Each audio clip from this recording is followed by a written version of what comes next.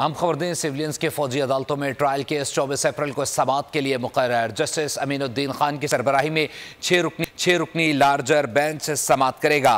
Supreme court ने गुज़िश्ता समाअत पर फौजी अदालतों को मशरूत तौर पर मुल्ज़िमान के फैसलों की इजाज़त दी थी। मज़ीद जान लेते हैं जुल्करनैन इकबाल से। जुल्करनैन, अपडेट कीजिएगा।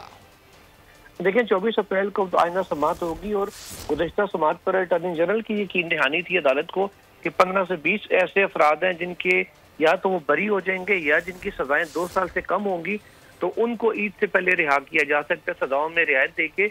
उस हवाले से सुप्रीम कोर्ट ने मशरूत इजाजत दी थी फौजी अदालतों को कि वो इन मुल्ज़िमान के खाता खाली फैसले अपने सुना दे, और अटॉर्नी जनरल से रिपोर्ट भी तलब की थी कि तमाम जो रिपोर्ट है इस हवाले से वो अदालत को पेश की जाए कि कितनों के फैसले सुनाए गए और कितने लोग बरी हुए, कितने लोग ईद से पहले रिहा कर दिए गए ताकि वो अपने घरों में ईद मना सकें। तो अब ये 24 अप्रैल को जो केस मुकर्रर हुआ, इसमें अटॉर्नी जनरल ऑफ पाकिस्तान तमाम तफसीलात से सुप्रीम कोर्ट को आगाह करेंगे। बहुत शुक्रिया जुल्करनैन इकबाल अपडेट करने के लिए।